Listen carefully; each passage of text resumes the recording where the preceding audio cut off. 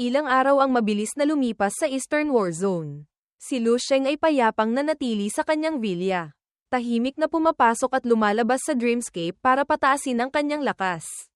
Sa labas, ang mga kasambahay ay masipag pa ring nagtatrabaho gaya ng dati. Ngunit ngayong araw, may malaking pagbabago sa mga tauhan.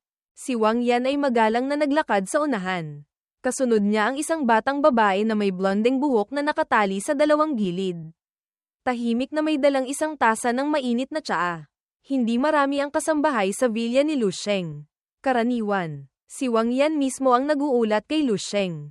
Lumapit siya sa malaking bilog na mesa sa dining room. Marahan siyang tinawag, Lord. Si Lu Sheng ay umiinom ng tsaa habang nagbabasa ng balita ng araw na iyon. Sinulyapan lang niya silang dalawa. Walang ganang nagtanong, may kailangan ba kayo? Nang makitang kusang lumapit ang katulong na babae sa likuran. Sumulyap si Wang Yan sa likod. Tumango ng bahagya bilang hudyat. Lumapit ang babae. Maingat na inilapag ang malaking tasa ng tsaa sa mesa sa harap ni Lu Sheng. At nagpakilala. Ito po ay regalo mula kay Butler Wang. Espesyal na Ling Chuan Longjing Tea. Pakitikman po, Lord. Ang tsaang nasa harap niya ay parang sobrang pinalamig, kulay kemikal na berde ito. Ngunit ang amoy na lumalabas ay napakataas na uri at hindi mapigilan. Umaalingasaw sa hangin. Nakakapukaw ng kuryosidad. Kinuha ito ni Lu Sheng. Humigop ng isang lagok, agad niyang naramdaman ang lasa na kumalat sa kanyang bibig at ang katawan niya ay nakaramdam ng sobrang ginhawa. Tiningnan niya ang tasa, nasiyahan, at mahinang nagkomento. Oh, ang tsaang ito, may kakaibang enerhiya pala. Nakakatuwa. Sa labas, payapa siyang umiinom ng tsaa. Sa loob, payapa rin si Lu Sheng na nagdagdag sa isip. Hindi ko inaasahan na makakaakyat din ako sa posisyon kung saan bibigyan ako ng tao ng espesyal na tsaa. Kung tutuusin, lahat ng nakamit niya ngayon ay sariling sikap niya. Pumalakpak siya ng 2 beses. Tinawag ang isang lalaking katulong na itulak ang pamilyar na malita ni Lu Sheng. Ngumiti si Wang Yan at itinuro sa likod. Sir, ang level 7 na sibat na ipinagawa niyo dati ay tapos na po. Pakitingnan po. Tuwang-tuwa si Lu Sheng. Ginamit ang protective chi para hilahin ang kahon ng malita palapit. At binuksan ito agad para tingnan. Hindi niya inaasahan. Napakabilis pala ni Wang Yan. Ilang salita lang ang sinabi niya pero nagawa niya agad. Sa loob ng malita ay isang katawan ng sibat. Hiniling ni Lu Sheng kay Butler Wang na ipagpalit ang kanyang contribution points para sa mithril na ginamit sa paggawa nito, 13.8 million contribution points din iyon. Hindi biro, mukha itong sandata ng alien. Ang bahagi malapit sa dulo ay lapad na parang kinuha ang inspirasyon sa isang cobra. Sa tingin niya, mas pangit ito kaysa sa dati niyang Qixing Long Wen Spear. Ngunit, mas mataas ang antas nito. Si Lu Sheng, na may makapal na balat at malakas na laman, ay walang pakialam sa itsura. Humanga siya, pinuri, napakaganda. Hindi lang ito isang ordinaryong level 7 na sandata, malapit na itong umabot sa level 8. Sobrang nasiyahan ako. Hawak ito sa kamay. Lumingon si Lu Sheng sa likod at nagutos. Sa pagkakataong ito, marami akong nadalang mithril. Tulungan mo akong gumawa ng isang sandata. Mamaya, ipapadala ko sa iyo ang disenyo. Yumuko si Wang Yan nang may paggalang. Masusunod po. Sa likuran, narinig muli ang tawag ni Lu Sheng. Li Dai, ihatid mo si Butler Wang. Saka, mamaya, gusto kong mag-imbita ng mga kaibigan sa bahay. Maghanda ka ng kaunting alak at pagkain. Marahang isinara ng 2 ang pinto palabas. Dahil si Li Dai ang katulong na namamahala sa dining room. Habang si Butler Wang naman ay kailangang lumipad kung saan-saan para asikasuhin ang mga utos ni Lu Sheng. At dahil nasa dining area pa si Lu Sheng, mas maraming kailangang asikasuhin si Li Dai. Bago umalis si Wang Yan, tiningnan niya pa ito at ngumiti. Napakaswerte mo dahil nakatagpo ka ng isang tulad ni Lord Lu. Sumang-ayon si Li Dai, na tinatawag ding Li Er, at tumayo sa harap ng pinto. Pinapanood ang unti-unting pag-alis ni Wang Yan. Magsikap ka, huwag mong biguin ang tiwala ni Lord Lu. Sa hinaharap, malay mo, magkaroon ka ng pagkakataong magbago ang buhay. Habang pinapanood si Wang Yan, namula ng husto ang mukha ni Li Dai. Parang bata, ngunit napakatahimik, walang sinasabi ni isang salita. Bigla, May kung sino mula sa likuran ang sadyang nagparamdam ng kanyang presensya. Nakasuot siya ng balabal na tumatakip mula ulo hanggang paa. Nakakrus ang mga braso. Nakasandal sa poste. Tumatawa ng mahina sa kanyang lalamunan. Nagulat ang katulong na babae. Isang boses ng matandang lalaki ang nagsalita. Mabagal. May halong ngiti. Liday. Huwag kang kabahan. Ako ay dating kasama sa laban ng iyong mga magulang. Noong bata ka pa. Kinarga pa kita. Unti-unting lumakad papalabas ang taong iyon para tamaan ng liwanag mula sa pasilyo ang kanyang mukha. Tiningnan siya ni Liday nang may pag-aalinlangan. Hindi alam ang gagawin nang tanungin siya. Ngayon, sinusundan mo si Lu Sheng. Tama, interesado ka bang makipag-usap ng ilang sandali? Nag-alinlangan siya. Ang tingin niya sa lalaki ay may pag-iingat at kuryusidad din. Hindi alam kung ano ang ibig sabihin ng ilang sandali na sinasabi nito. Kinagat ni Liday ang labi. Kitang-kita ang pag-aalinlangan sa mukha. Makalipas ang ilang sandali, mahina siyang sumagot. Sige po, ngunit mukhang hindi pa rin siya sigurado sa kanyang desisyon. Warzone number 3, Eastern Sector. Sa high-end residential area na eksplosibo para sa mga combat commanding officers. Walang bago para kina Dong Qingshui. Umalingaw-ngaw ang tunog ng mga takong. Siya, kasama ang ilan pang iba, ay kara-rating lang dito sakay ng eroplano. Patanjin tingin sa paligid, kahit papaano. Nagtama ang mga mata nila ng isang lalaking may blondeng buhok at kilay na kulay ginto na parang unggoy.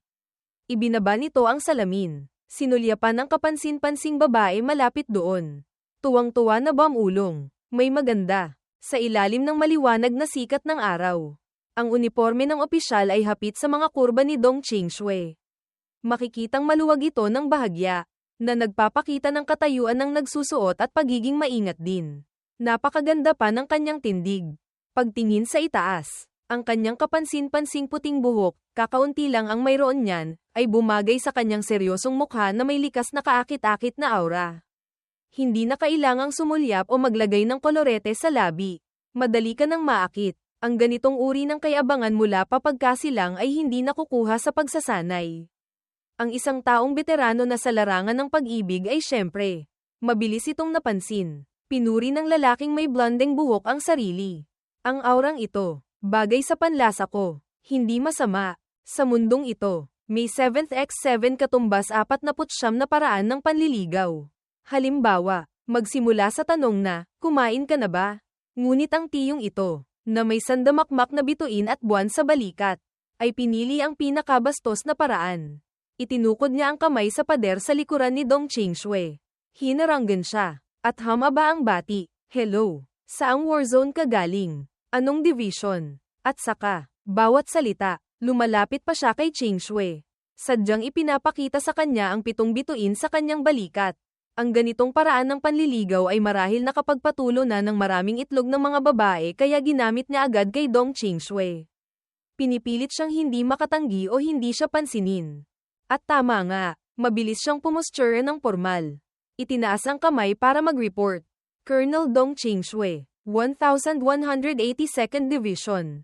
Warzone number 9, sa ilalim ni Lieutenant General Yao Faiyi.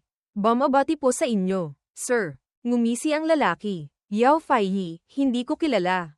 Pero kilala ko ang Grand General ng inyong Warzone number 9.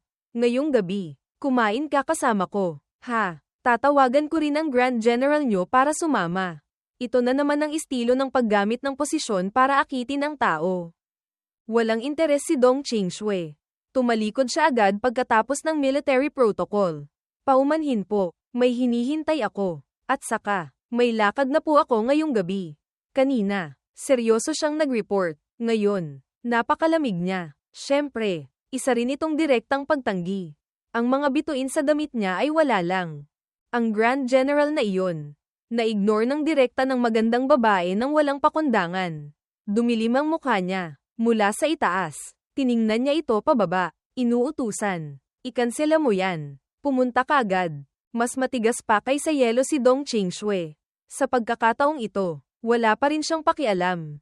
Naglakad lang siya paabante. Sumagot ng isang pangungusap para lang may masabi. Hindi po pwedeng ikansela. Kung hindi ako tutupad sa usapan, magagalit po siya. Alam niyang hindi ito isang inosenteng USA. Ang gintong unggoy ay sumulyap kay Dong Qingshui. Sadyang gumawa ng tensyonadong atmosphere agad.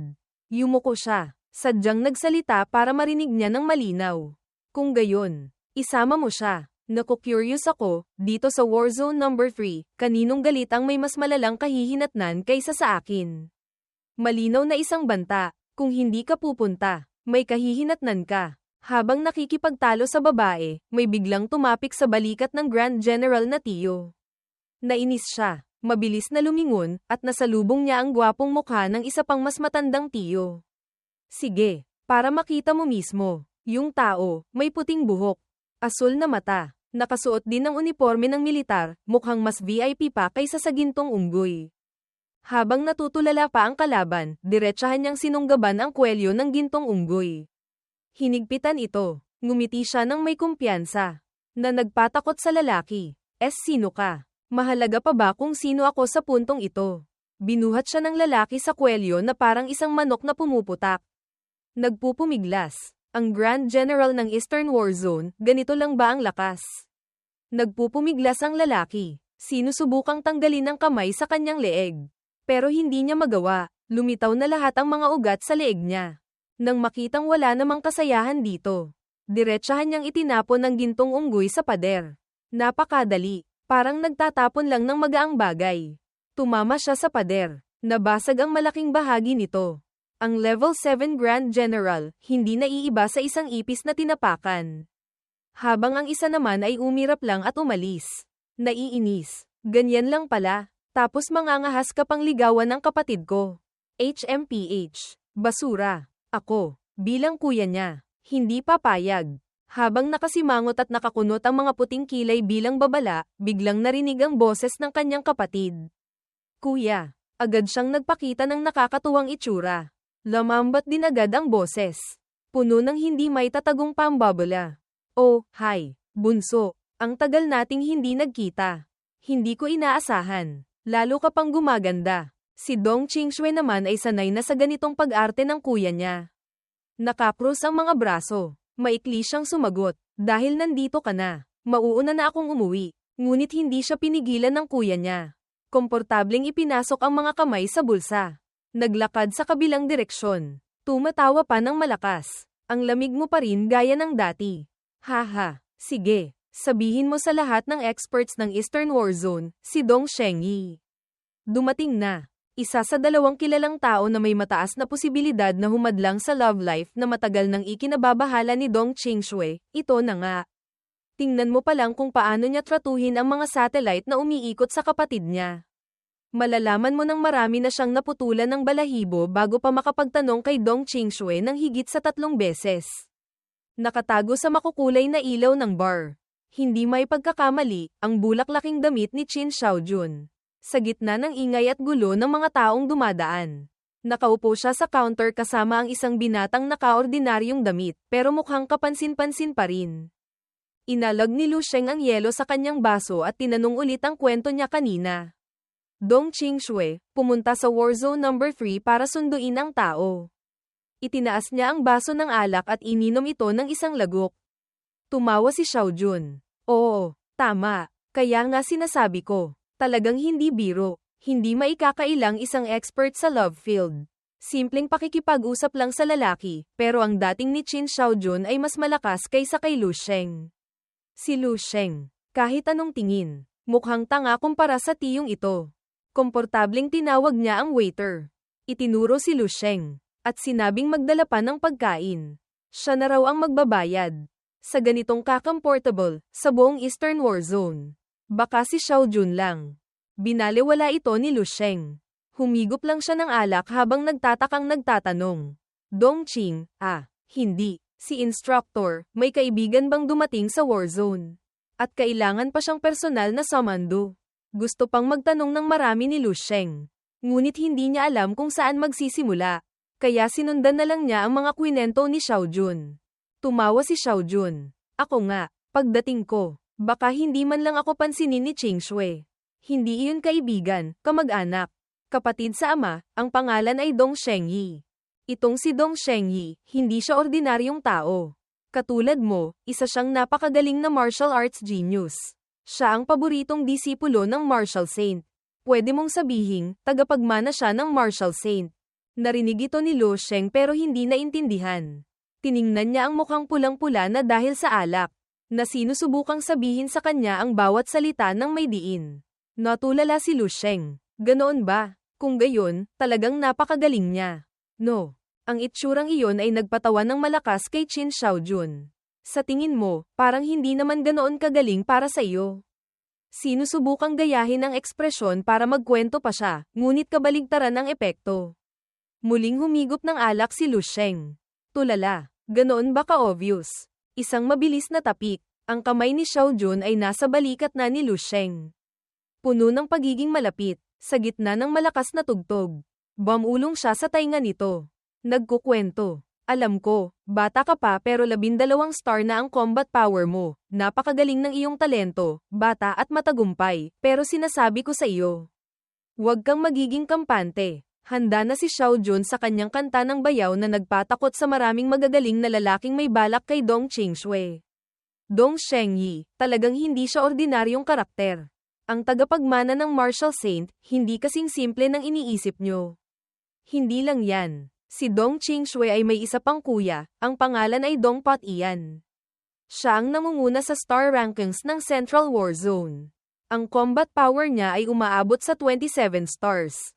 Ang alias niya, Central Emperor Dong. Sa pagkakataong ito, mukhang mas totoo na ang pagiging seryoso sa mukha ni Qin Xiaojun. Itinaas niya ang daliri para idiin. Iyon, ang combat power na iyon ay at least doble ng sa iyo. Isipin mo, ano ang konsepto nyon? Sinasabi niya ang numero ng lakas para mas tumatak ito sa isip ni Lu Sheng. Gustong makita ni Qin Xiaojun ang bahid ng takot sa mukha ng binata para maipagpatuloy ang kwento na nag-aalala kay Qingshui kamakailan. Ngunit, binaliwala ni Lu Sheng ang tungkol sa 27 stars na iyon. Sumulyap lang siya sa kanya at nagtanong ulit. Ano? Ang kuya ni Instructor Dong ay si Central Emperor Dong. Nagtatanong siya, pero walang kahit anong interes. Hindi malinaw kung hindi niya alam ang posisyong iyon, o wala lang siyang pakialam. Ang lakas ng loob na humawak sa balikat ni Lu Sheng, syempre. Iisa lang ang tao sa sandaling ito. Si Qin Xiaojun, na medyo lasing na, ay naubos na ang ilang mapapait na tasa. Ang kanyang boses ay nagsisimula ng mag-amoy lasing. Pinagpawisan ka na. Ano, bunso? Hinigpitan ni Xiaojun ang hawak sa baso ng alak. Nagkukunwaring naiintindihan niya ang takot ni Lu Sheng. Nang hindi siya sumagot, inakala niyang natakot na ito nang marinig ang pangalan ng mga bayaw. Inubos ni Xiaojun ang laman ng baso sa isang lagok.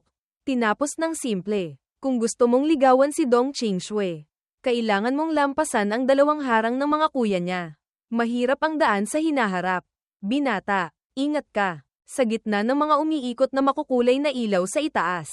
Ang dalawang general na ito, kahit anong level pa ng martial artist, ay mukhang mas malabo kaysa karaniwan. Itinaas din ni Lu Sheng ang kanyang baso. Hindi siya tumitingin sa kanya. Ngunit sumagot pa rin. Sinong nagsabing gusto kong ligawan si Dong Qingshui? Mula simula hanggang dulo, si Xiaojun lang ang nagsasalita. Si Lu Sheng ay laging tumatanggi. Wala pang sinabi si Lu Sheng na gusto niya ang babae. Matigas ang bibig, pero bakit namumula ang mga pisngi niya sa hiya na hindi makatakas sa mata ni Xiaojun? Ang hindi niya pag-amin ay lalong nagpainis kay Xiaojun. Ano pang pinagkukunwari mo? Isang lalaking tulad mo, ano pang tinatago-tago mo? Alam niyang kahit gaano pa katahimik ang bunsong ito, hindi pwede. Diretsahan ng inilabas ni Xiaojun ang kanyang alas. Tinagay ang baso. Pinaningkitan niya ang mata. Bumulong. Dong Qingshui, hindi na rin nagkukunwari sa akin. At tama nga, nataman niya ang psikolohiya ni Lu Sheng. Nanlaki ang mga mata niya. Hindi sinasadyang nabagsak niya ang baso ng alak sa mesa. Tumalsik lahat ng laman. Mabilis na lumingon ang binata. Sabik na nagtanong. Hindi may tago. Anong sinabi mo? Anong inamin sa iyo ni Dong Qingshui? Kahit si Xiaojun ay hindi inaasahan na bigla siyang magiging ganito. Ito ang eksaktong reaksyon na inaasahan niya matapos mag-inject ng kung ano-anong kwento. Mabilis na tumalikod si Lu Sheng para itago ang namumulang mga pisngi, ngunit hindi kasing bilis ng tawang ng aasar ng kuya. Oy, ganyan ka pala ka-excited. Huli ka na, bata. Lu Sheng. Lu Sheng. Alam ko na. Ano pa bang tinatago mo? Inilapit ni Qin Xiaojun ang kanyang mukhang alam na alam malapit sa kanya. Ang dalawang kamay ay minamasahe ang balikat. Ang boses ay puno ng ngiti. Ang martial arts mo, talagang napakalakas. Pero pagdating sa usapang pag-ibig, isa ka lang bata. Isang sulyap ko lang. Nabasa na kita. Wala namang dapat itago. Muling bumalik sa katinoan si Lu Sheng.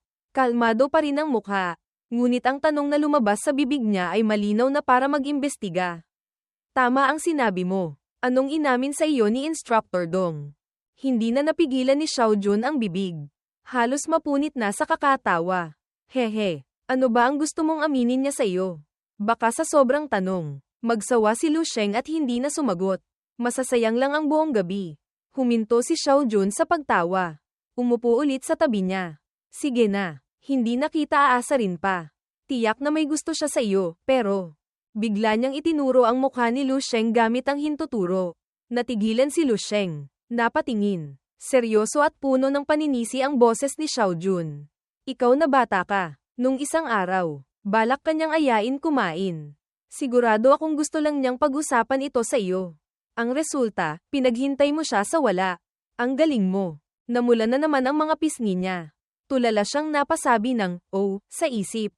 Yun pala yun. Pero ano bang alam ng general na ito? Dahil sa paniniwalang siguradong asawa niya ito. Handa siyang paghintayin pa ito ng ilang beses pa. Ano bang mahalaga sa dahilan ng pag-aya kumain? Nagbuhos pa siya ng 2 baso ng alak. Nahulaan ni Xiaojun na nag-aalala ang batang ito na baka nagalit si Qing Shui. Kaya inunahan na niya. Huwag kang mag-alala. Kilalang kilala ko si Dong Qing Shui. Kapag nagdesisyon na siya, mahirap nang baguhin ang isip niya. Ang paglampas sa harang niya, hindi problema. Itinulak niya ang baso ni Lu Sheng palapit dito. Inulit pa ng isang beses. Gaya ng sinabi ko kanina, ang problema talaga ay yung 2 kuya niya, si Dong Shengyi at si Dong Pat-ian. Napakalakas ni Dong Shengyi. Sakto sa sandaling iyon, malakas na bumukas ang pinto ng bar mula sa labas. 2 tiyo ang pumasok, nagtatawanan at nag-uusap. Napakaingay sa isang sulok. Sa unang araw pa lang niya sa Eastern Warzone natin, sunod-sunod niyang tinalo sina Sun Hengyu, ang nangunguna sa General Star Rankings, at si Chi Sun, ang pangalawa. Pareho silang pinugutan ng ulo. Sino pa ang kalaban niya?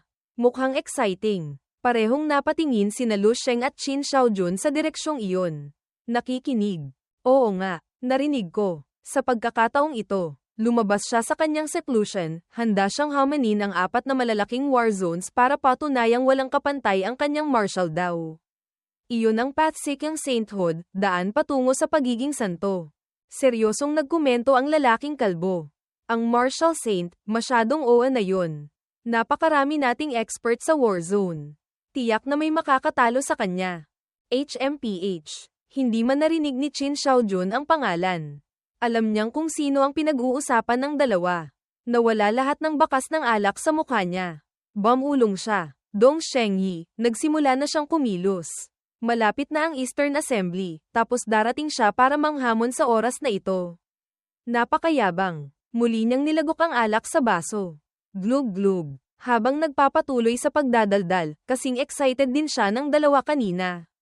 Ang titulong Martial Saint, talagang kaakit-akit. Baka wala ring magawa ang warzone sa kanya. Kailangan mong mag-ingat. Itong si Dong Shengyi, nagdeklara siyang lalabanan niya ang buong Eastern Sector ayon sa rankings pababa. Mabilis lang. Ikaw na ang susunod. Idagdag pa, ang relasyon mo kay Dong Qing Shui, tiyak na bibigyan ka ng espesyal na atensyon.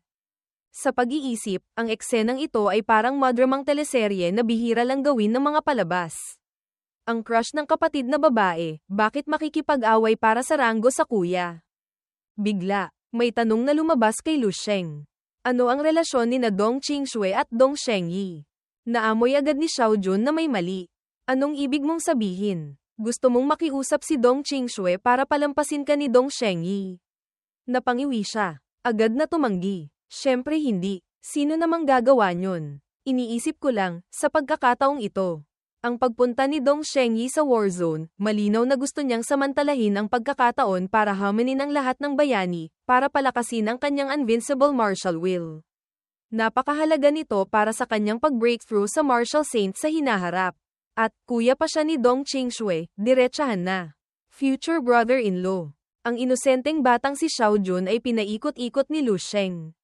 Hindi pa rin maintindihan kung ano ang ibig niyang sabihin. Nanlaki ang mga mata, naghihintay sa susunod na eksena. Oo, tapos. Kung makakaharap niya ako, tiyak na matatalo ko siya. Ang invincible will na hindi pa nabubuo, madudurog na agad. Ang kanyang pag-iisip, syempre. Sa hinaharap, magiging mailap na ang pagkakataon niya sa martial daw. Tiyak na ituturing ako ni Dong Shengyi bilang mortal na kaaway. Si Instructor Dong, may ipit sa pagitan namin, tiyak na mahihirapan siya. Ang paglalarawan ng eksenang ito, mas mahirap pang i-imagine kaysa doon sa nauna. Pipiliin ng mga filmmaker na itapon na lang ito. Ngunit si Lu Sheng ay nagkukwento na parang nangyari na. Kaya napanganga si Xiao Jun. At saka, maayos pa niyang idinagdag. Sa hinaharap, may isa pang Dong Pot iyan. Sunod-sunod kong tatalunin ang dalawang kuya niya, baka sa hinaharap. Maging napakatensyonado ang relasyon namin. Tiningnan ni Xiao Jun si Lu Sheng na parang isang kakaibang nilalang. Kailangang sabihin, kakaiba, na parang dati. Tinitingnan niya ang taong ito pero hindi niya napapansing isa pala siyang napakagaling na scriptwriter. Kaya tumalon-talon siya sa paligid ni Lu Sheng na parang palaka. Nagkukunwaring sinusuri. Nako, sobrang nahihirapan na talaga ako. Ang mapanuring tingin na iyon ay hindi niya maintindihan. Ngayon, naging pag-aaral na ba ng kakaibang nilalang? Patanjin tingin, wala namang tumubong dagdag na mata sa noo. Hindi makahanap si Xiao Jun ng anumang senyales na si Lu Sheng ay may sira sa ulo o sobrang lasing kaya nagsasalita ng kalokohan. Kaya tinakpan niya ang bibig. Muntik nang matawa ng malakas. Mas mabilis pa siyang magbago ng mukha kaysa sa pagbabaliktad ng pancake. Seryosong inakbayan niya si Lu Sheng.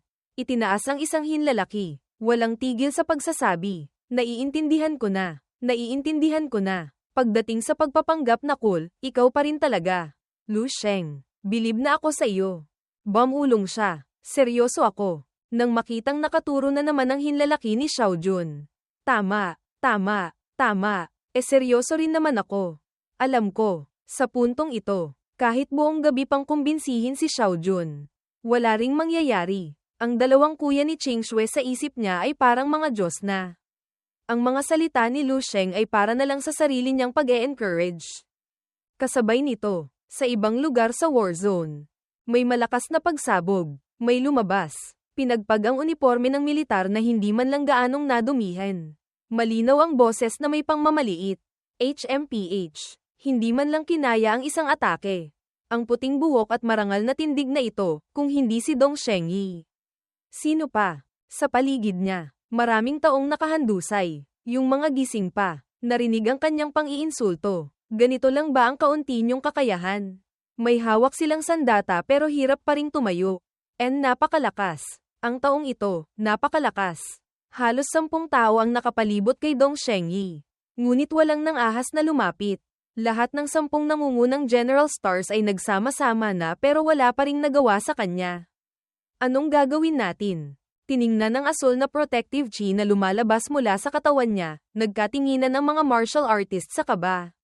Habang hindi nila alam ang gagawin, nakita nilang lumabas si Shengyi.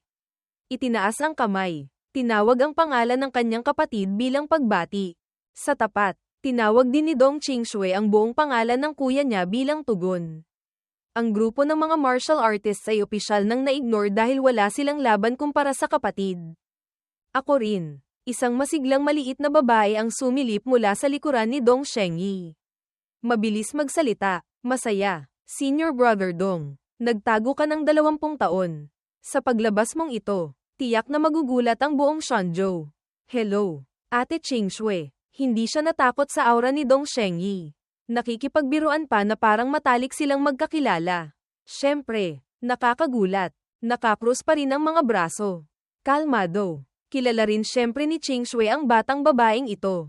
Miss Lin Wanwan. Sa pagkakataong ito, sumama ka kay second brother sa Warzone, siguradong may mahalaga kang pakay. Tama, ngumiti ng napakatamis ang batang iyon. Yamakap sa braso niya, nanunuyo na parang isang batang laging nakangiti.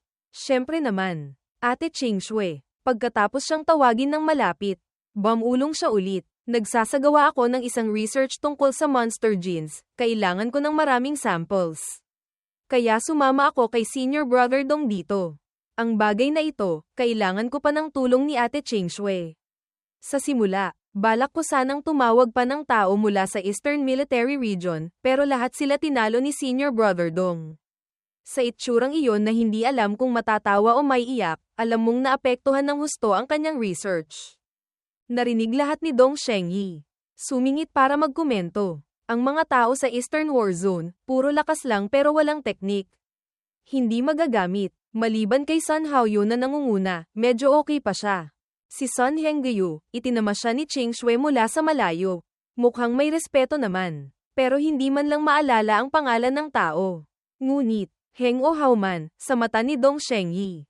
Pareho lang, nainis siyang tumingin pababa. Kahit anong pangalan, pare-pareho lang. Yung mga hindi kayang tumagal ng 3 atake ko, hindi karapat-dapat na maalala ko ang pangalan. Ah, oo nga pala, bunso, siguradong nasabi na sa iyo ni Wanwan. Sa pagkakataong ito, pumunta kami sa Eastern War Zone para bumaba sa tomb. Lumapit siya, hinawakan ang 2 braso ni Ching Shui. Maalaga siyang nagsalita, kailangan namin ng tulong ng isang spiritual power master na tulad mo. Ang pagtulong, para kay Ching Shui. Walang kahirap-hirap, ngunit ang mga mata niya ay lumipat kay Lin Wanwan sa tabi. Ang batang ito, na may ganitong kasiglahan sa magkapatid na Dong, may dahilan din. Hindi lahat kayang maging natural ng ganito. Si Lin Wanwan ay isang napaka-ordinaryong pangalan, ngunit ang pangalan ng nanay niya ay sikat na sikat sa Longguo, si Marshal Saint Lin Zhengyu. Dahil sa utang na loob, at dahil na rin sa pakiusap ng kuya niya, paanong hindi niya gagawin? Marahang tumango si Dong Ching Shui. Tinanong silang dalawa, ano ang plano nyo? Anong tumang pupuntahan nyo? Gaano kalalim ang bababaan nyo? Hindi pa masabi ng tiyak. Ngunit para kay Dong Shengyi, syempre. SSS level tomb. Habang mas malalim, mas maganda. Habang mas malakas ang monster gene sample. Mas mahalaga. Muli niyang tiningnan ang kapatid. Kumunat ang noo. Pinaalalahanan. Huwag mong maliitin ang research ni Wanwan. Kung magtatagumpay ito, ang buong martial Dao landscape ng mundo ay maaaring magkaroon ng mga revolusyonaryong pagbabago. Ang pagkakataon kong maging martial saint, baka nasa kanya rin. Pagdating sa usapang iyon, lumuwag na ang mukha ni Dong Shengyi. Isang ngiti ang lumitaw. Tumingin siya kay Lin Wanwan. Kitang-kita ang tuwa. Mabilis ding nakasabay ang batang iyon. Tumawa siya at tinawag, Senior Brother Dong. Inaasar mo na naman ako. Hindi napansin ng dalawa, biglang nanahimik si Dong Ching Shui. Hinawakan niya ang kwinta sa kanyang leeg, biglang nagpa siya ng tiyak. Sige, basta't papayag ka sa isang bagay sa akin, tutulungan kita. Sa lakas ni Dong Shengyi, bihira siyang humingi ng tulong sa kapatid niyang si Dong Ching Shui. Naisip niya, kailangan kong samantalahin ang pagkakataong ito para baguhin ang sitwasyon na sa kanyang mga mata. Napakahirap iligtas ang kanyang bagong umuusbong na pag-ibig. Isang hiling. Nagulat din si Dong Shengyi. Ngunit mabilis niyang naintindihan ang sitwasyon. Inakala niyang tungkol lang ito sa martial arts. Hindi pa man naririnig kung ano iyon. Sumang-ayon na siya agad. Sige, sabihin mo lang. At saka, hindi ba't malapit ka nang umangat sa Grandmaster Realm? Balak ko pa namang sabihin na tutulungan kita ni Kuya sa ABC. Tinaas ni Dong Ching Shui ang kamay para pigilan siya. Hindi ito tungkol sa martial arts. Balak mo bang hamanin isa-isa ang mga nasa rankings ng Eastern Sector General Stars? Tungkol din naman sa martial arts yun. Hinimas ni Shengyi ang kanyang leeg. Natutuwa. Oo, kahit mga kalaban silang walang masyadong challenge, ngayong nandito na rin lang. Ituring na lang nating warm-up. Pagdating sa puntong ito, hindi na nakapagpigil si Dong Ching Shui. Hindi rin siya magaling magpaligoy-ligoy. Namula ang mukha niya. Nag-aalangan ang mga salita. Umiiwas ang mga mata. Kung gayon, laktawan mo na lang yung nasa ika-4 na pwesto. Ang kilos ng kanyang kapatid ay hindi nakaligtas sa mata ni Shengyi. Ngunit ngayon, iniisip niya kung sino ang nasa ika-4 na pwesto. Tiningnan niya ulit si Dong Ching Shui. Na namumula pa rin ang mukha at hindi tumitingin sa kanya. Bakit hindi na lang sabihin ng diretso kung sino? Ngumisi siya. Naalala ko na. Yung 12-star Grand General ng Warzone No. 9, si Lu Sheng ba? Dumaan siya kay Ching Shui na parang hangin. Ang malaking kuya niya ay mabilis na kinuha ang kung ano mula sa kanya nang walang palem. Nang mahawakan na niya ito ng mahigpit, itinaas ni Dong Shengyi ito. Tinitingnan ng maliit na bagay na mukhang jade pendant, na may ilang ikot pa ng tali. Ngumiti siya ng may tuwa. Inilabas ang mapanuksong mukha. Regalo niya ba ito sa iyo? Nakakatuwa naman. Ganito kalaki na ang purong Marshall wheel, pero nagulat ka pa rin nang kunin ko ang gamit mo. Mabilis niyang sinabi sa kuya niya. Ibalik mo yan. Sa sobrang tensyonado niya, lalong natuwa si Shengyi na asarin siya ng ganito. Ibinalik niya ito sa kamay ni Ching Shui. Tumawa siya ng mahina. Ang init pa rin ng ulo mo tulad noong bata ka. Hindi ka man lang mabiro. Nang makitang namumula pa rin ang pisngi ng kapatid. Kalahating nahihiya, kalahating naiinis. Sumuko na siya, ngunit mayabang pa rin ang tono. Pero, dahil nabanggit mo na siya, syempre, susundin ko ang gusto mo. Lalaktawan ko siya, pero limitado lang ito sa military martial arts competition na ito. Pagkatapos kong manalo sa lahat ng 5 war zones, kung yung taong gusto mo, ay kayang saluhin ang isang atake ko, kikilalanin ko siya. Kasabay nito, hindi na ako makikialam sa inyong dalawa. Kinuyam ni Dong Shengyi ang kamao. Umikot ang hangin kasabay ng liwanag na tumama sa kanyang mukha. Ang kanyang mga salita ay tiyak. Ipinapakita ang kanyang intensyon. Sa sumunod na pangungusap, lumitaw ang pagiging strike toe sa kanyang mukha. Kung hindi, kahit gaano mo pa siya pahalagahan, kahit gaano mo pa siya kamahal, hindi pwede. Naiintindihan mo. Nang makitang ganito kaseryoso ang kuya niya, natigilan si Ching Shui. Akma siyang magdadagdag pa para pag-isipang muli ni Shengyi na mas gamaan pa, lumakad na ito sa harap niya. Mabigat na sinabi ng diretso. Ang pinto ko, madali pa yan. Sa panig ni Dong Pot iyan, hindi kasing simple nito. Naaalala mo ba noong bata pa tayo? Yung batang si Qin Xiaojun sa tabi na gustong manligaw sa iyo, muntik nang patayin ni Pot iyan sa isang iglap. Ang nangingibabaw na aura ng kuya niya, kasama ang alaala ng nakaraan, ay nagpatakot kay Ching Shui. Natahimik siya, pinagpapawisan ng ulo, nakabuka ang bibig ngunit walang masabi ni isang salita. Kailangang aminin, napaka-optimistic ni Qin Xiaojun. Noon, muntik na siyang mamatay pero ngayon, kapag naaalala, parang wala lang. Ngunit dahil kilala na niya ang ugali ng dalawang kuya at lumaki sa tabi niya mula bata, paano makakatiis ang ibang tao sa ganitong kahihiyan? Paano pa kaya si Lu Sheng na isang binatang nagsisimula pa lang? Ang pag-aalala ng kapatid ay hindi nagpabago ng isip ni Shengyi. Hinawakan niya ang balikat nito at pinagbilinan. Pag-isipan mong mabuti. Tutal, hindi lahat ng kuya ay kasing unawain at kasing banayad ko. Iyon na ba ang banayad? Kung may ganito kang kuya, uuwi kang umiiyak ng 7 araw at 7 gabi. Baka si Ching Shui, na ilang dekada na ang edad, ay wala pa rin kahit isang karelasyon. Habang tensyonado ang atmosphere, hinawakan ng maliit na si Lin Wanwan ang kamay ni Ching Shui gamit ang 2 kamay. Malapit siyang hinayla palapit sa kanya. Nakangiti ng napakatamis. Ate Ching Shui, huwag kang mag-alala. Sa oras na iyon, sasabihan ko si senior brother na sikretong tulungan siya ng kaunti. Titiyakin kong hindi siya masasaktan. Ang optimistic ng ngiti ay nakapagpagaan ng loob. Ngunit itong si Shengyi, walang pakialam. Nagbitaw ng isang salita na nakasira ng mood. Lin Wanwan, kung isang araw magkaka-boyfriend ka, baka mas mahirapan pa ang boyfriend mo. Ang nanay mo ay isang martial saint. Tapos mayroon ka pang sandamakmak na senior brothers na mga bazo, overlords, ng martial daw. Hay, bawat puno, may sariling bulaklak, bawat bahay, may sariling eksena. Si Lin Wanwan, na may ganitong kumpiyansa, ay may dahilan. Ikan-away-kaway ng bata ang daliri na parang sinasabing, huwag kang mag-alala, nakikinig sa akin si mama. Nakikinig din kay mama si senior brother. Walang dapat ikabahala, wala na silang pakialam sa usaping pampamilya. Iniunat ni Dong Shengyi ang mga kamay. Naglalakad patungo sa combat area. 3 araw mula ngayon, tatalunin ko lahat ng experts sa Eastern Sector General Star Rankings.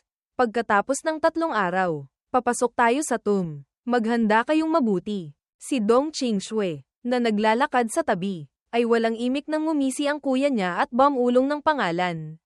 Lu Sheng, kaka. Naaalala kita. Para kay Wanwan. Lahat ng bagay ay komportable lang. Sumunod siya ng masaya. Pagkatapos uminom kasama si Qin Xiaojun. Dumiretso agad si Lu Sheng sa Dreamscape. Binaliwala niya ang mga living dead, SNG zombies, walking dead, na pagala-gala sa labas. Pumasok agad sa fortune-telling area, Kovisi Zembowi area for divination, viewing information. Dati, hindi niya napapansin, ang mga tao sa paligid ni Dong Qingshui pala ay napakataas ng tingin. Pagkatapos ng nangyari kagabi, nang paalalahanan siya ni Qin Xiaojun, doon lang niya napagtanto na hindi pala madaling makuha ang babae. Ang buong profile ni Dong Qingshui ay ipinakita ng Fireseed system. Kasama ang kanyang martial Dao parameters. Isang 5 star, isang 6 na star. Si Dong Shengyi, okay lang, pero si Dong Pat Ian, isa palang level 9 martial saint. Ngunit iyon ay mahigit 100 taon pa mula ngayon.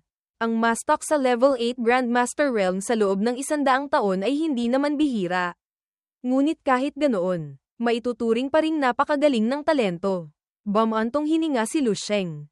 Martial saint lang pala, sa 10,000 taon ng kasaysayan ng martial arts. Napakarami ng martial saints ang lumitaw. Ang 3 kasalukuyang martial saints ng Longguo ay wala man lang sa listahan ng martial Dao sa taong 3,000, paano pa kaya ang isang maliit na Dong Pat Ian? Nang maisip iyon, gumana ang pakiramdam ni Lu Sheng. Ngayon, ang 3 salitang Dong Qingshui sa puso niya ay kasing bigat na ng martial Dao path na gusto niyang tahakin. Ang imahe ng Diyosa na lumilipad sa gitna ng ulan ng mga bulaklak ay lumitaw sa harap ng kanyang mga mata. Sa isip ni Lu Sheng, para siyang isang sanga ng bulaklak na hindi pa niya maabot. Kasinungalingang sabihing hindi niya ito gusto. Pagkabata, pagtibok ng puso. May nagsabi na dati, sa mundo, mahigit 70% ng mga lalaki sa kanilang kabataan ay nagkaroon ng lihim na pagtingin sa isa sa kanilang mga guro. Lalaki man o babae, dahil sa epekto ng hormones at sikolohiya ng paghanga, tahimik na nagtanim ng isang binhi sa batang puso. Iniabot niya ang kamay. Gustong hawakan ng kamay ng imahe ni Dong Qingshui. Muli siyang bumantong hininga. Siyempre, karamihan sa mga binhing iyon ay namatay bago pa sumibol. Ang maputing kamay na iyon ay kasabay ding nanlabo at naglaho. Ang maselang damdaming ito, sa paglipas ng panahon, basta't abutin mo ito, maglalaho itong parang usok. Siguro, ang pakiramdam ko para kay Dong Qingshui ay nagsimula rin sa sandaling makita ko ang isang mag-asawa. Ito ba ang tadhana? Ngayong gabi, napakamakata naman ni Kuya Sheng. Nahawa ba kay Qin Xiaojun? Gumawa siya ng conclusion. Dahil ganito na ang sitwasyon, ang susunod, kailangan kong magsanay ng kaunti. Pagkatapos, gigising, hahanap ng kaunting pera para sa gatas, sa buttermilk powder. Slang for money. Kung darating si Dong Shengyi, pinakamasama na. Pagbibigyan ko siya ng kaunti. Gagamit ako ng ilang dagdag na atake para talunin siya. Sapat na. Hay, siguro, ang pag-arte ko, tiyak na hindi mahahalata. Diba? Ang future brother-in-law, araw-araw naman kaming magkikita. Kailangan ko pa ring bigyan siya ng kaunting mukha. 3 araw makalipas. Pagkatapos magsanay at ayusin ang mga bagay-bagay. Komportableng nakaupo si Lu Sheng sa dining room. Nag-scroll sa phone. Nalinawan na niya ang kanyang puso. Nag-scroll si Lu Sheng sa kanyang mga kaibigan, nakita ang mga pangalang tulad ni Nazing Dandan, Yang Yuan, at iba pa, lahat ay in-unfriend niya. Napakasimple ng iniisip niya, lahat ng wala sa aking mag-asawa, listahan ng potensyal na mapapangasawa, sa hinaharap. Hindi ko na sila guguluhin pa. Yung mga kwento ng Grandmaster na may 10 asawa, gawa-gawa lang yun. Dapat maging matino ang lahat at mag-isip. Si Lu Sheng namin ay walang balak bumuo ng harem. Pagkatapos, nag-scroll siya sa pangalang Hilingso, iba na. Ang pangalawang asawa ay narito. Matagal na siyang hindi nakakadalaw. Ngayon, nagpa siya si kuya na siya ang unang mag-message. Nandyan ka ba? Sumagot agad siya. Mabilis. Hinahanap nga kita para mag-report. Kamakailan. Ang Ling Sheng Pharmacy. Maikli ang unang pangungusap. Ang pangalawa ay maikli rin, ngunit 12 mensahe ang sabay-sabay na lumabas. Napangiwi si Lu Sheng. Tuloy-tuloy na ibinuhos ni Lingso ang lahat ng uri ng kwento sa paggawaan ng gamot. Pagdating sa usapang trabaho, kaya niyang magsalita buong araw nang hindi nauubusan. Sunod-sunod ang mga mensahe. Gustong malunod ng binata. Ang ganitong tao, pwede ba talagang pakasalan? Tiningnan niya ang isang file ng thesis report. Bumantong hininga si Lu Sheng. Hindi kaya, pag nanganak kami, kailangan ko munang i-report ang trabaho ko sa kanya. Hay, hindi ko na kaya makipag-usap. Alalahanin ko na lang siya ng kaunti. Nag-type siya ng isang mahabang mensahe. Walang kinalaman sa trabaho. Lumalamig na ang panahon kamakailan. Mag-ingat ka sa pag-init. Huwag kang masyadong magpagod. Mas mahalaga ang kalusugan. Sinamahan pa ng isang speechless na emoji. Na nagpatalon kay Hilingso sa kabilang linya pagkabasa. Ano to? Si Luhat Mao, Blood Soccer Lu, nagsalita ng mabuti. Karaniwan. Kung hindi siya malamig, tahimik siya. Sinong sumapi sa kanya ngayon? Habang nanonood ng balita ng araw, nag-vibrate ang telepono sa mesa. May bagong mensahe. Siyempre, si Lu Sheng ay hindi yung tipo na sadya kang nagtanim ng bulaklak. Hindi tumubo, hindi mo sinasadyang nagtanim ng willow.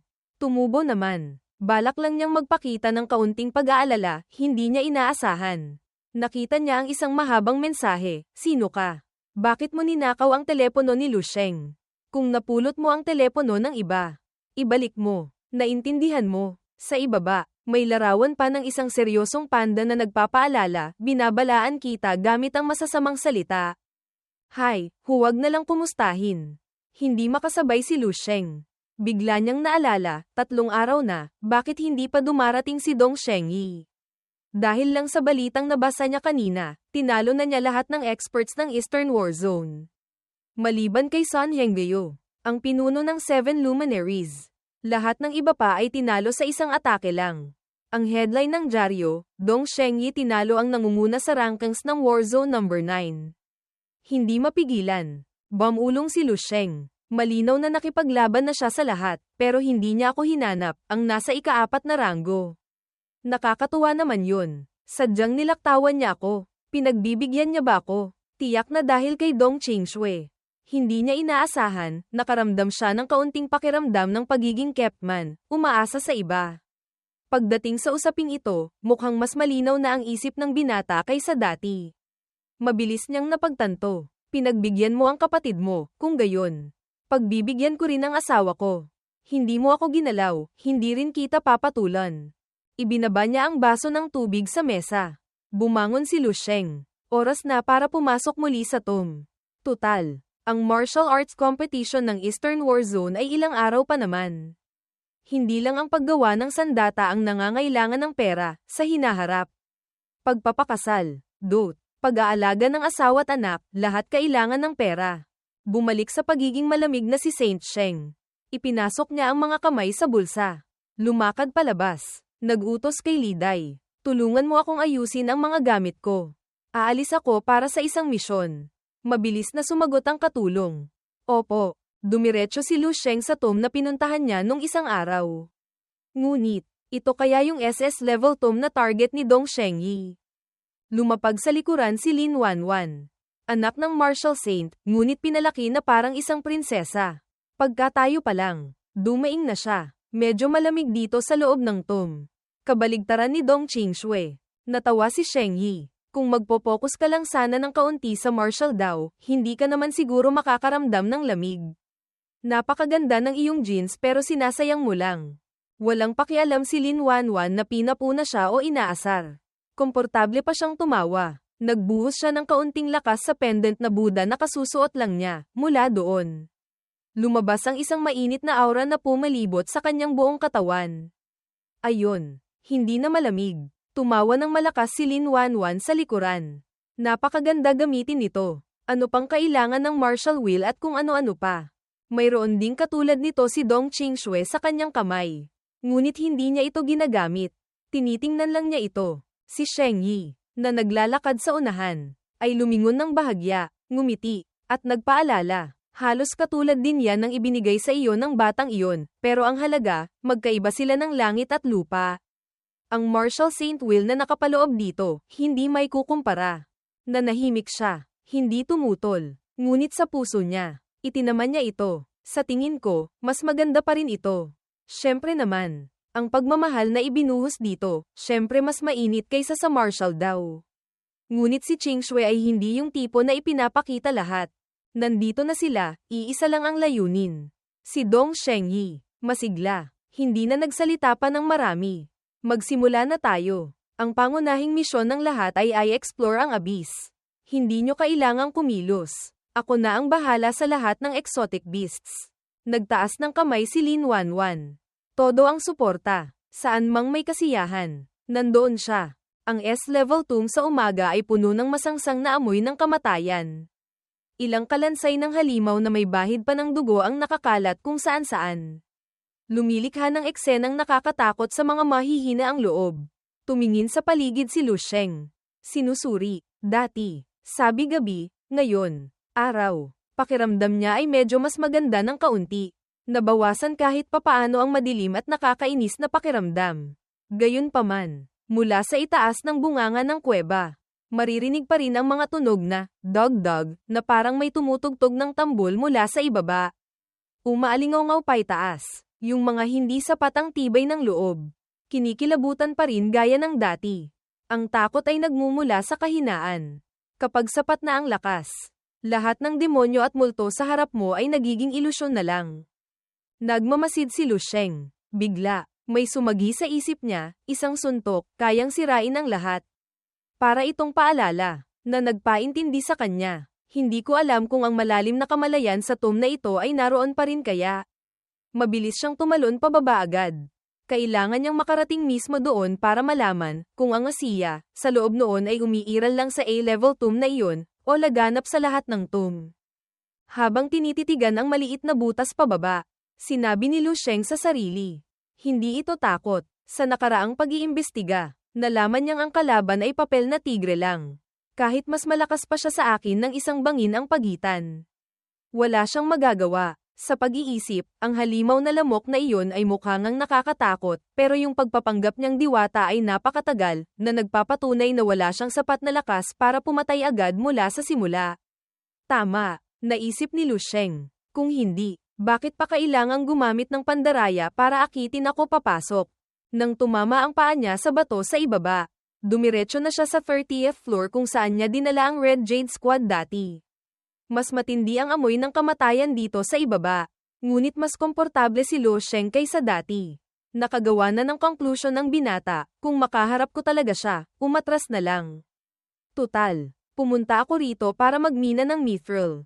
Hindi para sirain ang ilusyon. Bigla siyang napangiti. Ano kaya ang ginagawa ni Dong Qingshui ngayon? Sabihing, nakatayo lang at naglalaro ng chess. Tama kaya yon? Sa S-level tomb, nakatayo lang si Dong Qingshui na nakakrus ang mga braso. Pinapanood si Dong Shengyi na pumatay ng isang malaking halimaw. Habang si Lin Wanwan naman sa likuran ay tumatalon at sumisigaw ng suporta. Tuwang-tuwa, sige na, ibaba na ang espada. Tumingin si Shengyi sa paligid. Nakitang maluwag na at wala ng panganib. Sumulyap siya sa kapatid. Nagbigay ng hudyat. Kumunat ang kilay ni Qingshui. Isang lilang liwanag ang lumabas sa kanyang mga mata. Ang kanyang spiritual power ay inilunsad. Gumapang sa bawat palapag ng tomb. Sinusuri ng mabuti ang bawat haligi ng bato. Bawat patag na ibabaw. Pati na ang mga lugar na hindi abot ng liwanag. Hindi gumagamit ng ordinaryong mata. Mabilis siyang nakagawa ng conclusion, wala nang ibang exotic beast sa paligid. Lumibot ang kanyang perception. Nagbigay hudyat sa dalawa na maaari ng mangolekta. Hinihintay lang pala iyon ni Lin Wanwan. Pumasok siya sa seryosong mode. Kinuha ang mask. Isinuot sa mukha. Hinayla ang puting guantes. Lumapit sa isang sample ng halimaw malapit sa kanya. Ang mahaba at matulis na karayom ay tumusok sa balat nito, umalingasaw agad ang amoy ng dugo sa paligid. Kumuha siya ng malaking sample nito. Pagkatapos ay inilipat sa isang test tube. Itinaas ito. Sinusuri. Napakalakas ng sample ng dugo. Talagang level 7 exotic beast. Iba talaga. Kahit normal siyang mukhang pabaya. Pagdating sa trabaho, napakadetalyado ni Wanwan. Ang magkapatid na Dong ay nakatayo lang sa gilid. Nanunood. Hindi nakikialam o tumutulong. Nagsalita pa si Shengyi. Nakikipagkwentuhan. Ang pinagmulan ng lakas ng martial artist ay nasa katawan. Bawat bahagi ng katawan ay ang pinakamagandang sandata, hindi tulad ng mga basurang general stars dyan sa inyo. Sa pandinig, Parang nanlalait, ngunit sa katotohanan, lumingon si Dong Shengyi. Hawak ang espada sa likod. Mabilis na gumawa ng cool at malamig na pose para makita ng kapatid. Hindi alam kung saan galing ang usok na lumabas para magbigay diin. Ako, nagsasanay ng malamig na sandata, ay para habulin ang sukdulang husay. Lampasan ang limitasyon ng katawan. Kung hindi lang para mapabilis ang progreso, hindi ko man lang gagamitin ang espada. Itinaas niya ang mukha, tumingin pababa sa kapatid sa ibaba para makita kung gaano siya kagwapo. Dinagdagan pa, tutal, ang dugo ng mga hayop na ito ay masyadong marumi.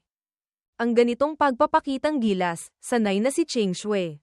Wala siyang pakialam. Binuhusan niya ng malamig na tubig ang kuya niya. Kuya, una, tumulong ka sa pagkolekta. Pangalawa, manahimik ka. Walang gustong makinig sa mga mayayabang mong salita. Si Dong Shengyi, na kilalang napapasunod ng kapatid sa isang sigaw, ay natahimik, pinagpawisan, napanguso pa. Isang HMPH lang ang nagawa. Hindi makasagot. Ang malamig na aura na kinatatakutan ng buong warzone ay nawala. Kaya pala hindi marunong makipagbiruan si Dong Qingshui sa iba, pati kuya niya. Ganito, si Dong Shengyi, kapag kumikilos, talagang kahanga-hanga ang galing ng isang taong may lakas. Sa sumunod na bahagi, hindi na siya gumawa pa ng mga porma. Pasok lang siya at was-iwas ng espada. Natapos na niya ang isang tumpok ng exotic beast sa isang iglap. Sa ganitong tuloy-tuloy na pagpatay, madaling nakarating ang grupo sa kaloob-looban ng tomb. Pinapanood ang nag-iisang si Shengyi na sumasayaw at umiikot sa gitna ng mga halimaw, na hindi man lang kalaban para sa kanya, nalungkot si Cheng Shui. Dapat sana, masaya ako na may ganito akong kalakas na kuya, pero kapag naiisip kong maaaring mapahamak si Lu Sheng dahil sa kanya, hindi ko maiwasang mainis. Puro isang hiwa lang, bagsak na ang mga halimaw. Napakabilis ng pagsugod niya na hindi man lang nabibigyan ng kahit kaunting lamang ang mga kalaban. Bigla, isang masayang ngiti ang lumitaw sa kanyang labi. Masaktan siya ng kaunti sa loob ng tomb, ayos lang din. Pagkaisip pa lang ng pangungusap na iyon, agad niyang pinakawalan ang kanyang perception sa malawak na lugar, ngunit hindi nagsalita para paalalahanan. Nadulas ang paa ni Dong Shengyi. Gulat ang mukha, nawalan ng balanse, bago nakatayo ulit ng tuwid. Lumingon siya sa likod. Malakas na tinawag. Cheng Shui, bakit may bangin dito pero hindi mo man lang ako sinabihan? Kung hindi dahil sa paalala ng martial daw intuit ayon ko, muntik na akong mamatay doon. Kalmado ang mukha niya. Kumunat ang noo. Puno ng pagkukunwari. Paumanhin. Kuya, hindi ko nakita. At saka, ganyan kaliit na bangin, kahit tamaan ka pa. Hindi ka naman mamamatay. Pagkasabi ng pangungusap na iyon, nagbago ang mukha niya. Mukhang mas mapanganib. Mas mariin din ang boses. Pinakamasama na, masugatan ka lang ng malubha. Pakiramdam niya ay may malamig na hangin na dumaan sa kanyang ulo. Nanlaki ang mga mata ni Dong Shengyi. Hindi makapaniwala na ganito kalupit ang kapatid niya. Isang salita lang ang nasabi niya. Ikaw, tapos natahimik. Ganyan kalupit. Ilang segundo lang ang pag-arte, nagtampo na. Mabilis na bumalik si Shengyi sa pagiging seryoso. Malamig na umirap, hindi makatwiran, sa sobrang bilis ng pagbabago ng mood. Pati si Wanwan ay natulala. Sumunod, si Dong Shengyi, kahit patuloy na sumusugod ng marahas, gumamit pa ng apoy na bumabalot sa talam ng espada para patayin ang mga halimaw, ngunit sa isang tuwid na linya, palagi siyang muntik ng mahulog sa bangin. Ilang beses nang ganoon, hindi siya makapag-focus sa pagpatay. Nainis na siya, habang itinarak ang espada sa isang halimaw. Sumigaw siya, Dong Qingshui, ano ba talagang ginagawa mo? Gusto mo ba akong mapahamak? Sa pagkakataong ito, talagang naiinis na siya. Napakaseryoso ng tanong. Ngunit si Qingshui, nagkunwaring walang alam. Nakakrus ang mga braso. Nakatayo doon. Komportableng sumagot, hindi ko nakita. Ang kalmadong itsurang iyon ang nagpagalit kay Shengyi. Kanina, sabi niya hindi makatwiran, ngayon. Itinuro niya ang loob noon. Naiinis na inaakusahan. Sinungaling. Malinaw na sinadya mong dalhin ako dito. Ikaw ang nagpumilit na dito tayo dumaan. Ang malamig niyang mukha, hanggang doon lang ang kaya niyang galit. Natatakot bang mabuking si Dong Qingshui? Nakakrus ang mga braso. Nakatayo doon. Walang hiyang nagtanong pabalik. Oh, ganoon ba? Hindi ko talaga nakita. Paumanhin. Sa susunod, mag-iingat na ako. Nakakatakot. Sobrang nakakatakot. Sa pagkakataong ito, naintindihan na ni Dong Shengyi kung ano ang resulta kapag ginalit ang maliit niyang kapatid. Ang babaeng ito, hindi pa nga nag-aasawa. Hindi na siya lumaban pa. Naiinis siyang lumapit kay Ching Shui. Itinuro ito. Nagreklamo ng mahaba. Ang siko mo, lumabas na. Pati sariling kuya. Kaya mong itulak sa kamatayan. Sa hinaharap, ano pang kahihiyan ang gagawin mo? Binaliwala siya ni Ching Shui. Nakakrus ang mga braso. Tumalikod. Nagbingi-bingihan. Lalong nagpagalit ito sa kuya niya. Halos mapilipit na ang mukha niya sa inis. Nakita ni Lin Wanwan na masyado ng tensyonado. Lumapit siya para mamagitan. Dito, iisa lang ang spiritual power master. Ayaw gawin ni Ching Shui, talo na rin si Sir Wang, isang halimbawa. Senior brother, alagaan mo na lang ang sarili mo. Hindi mapakiusapan ng kapatid, narinig pang sumingit si Wanwan. Hamaba ang bibig ni Shengyi.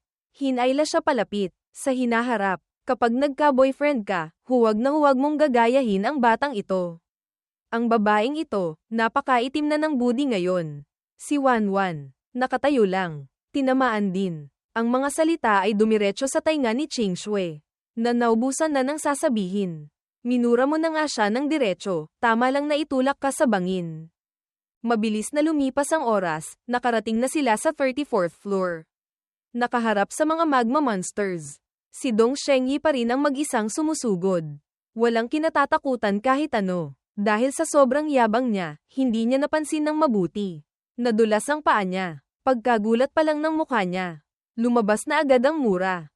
Na naman, ang uniforme niya ay nagasgasan ng kaunti ng hiwa mula sa bangin. Mabilis ang mga kamay at paa. Mabilis na pina-atras ni Shengyi. Sa pagkakataong ito, muntik na talaga siyang tamaan. Mababa ang boses niyang tiningnan ang kapatid sa tabi. Dong Ching Shui, ang biro, dapat may limitasyon.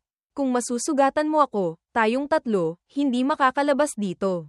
Puro level 8 exotic beasts dito.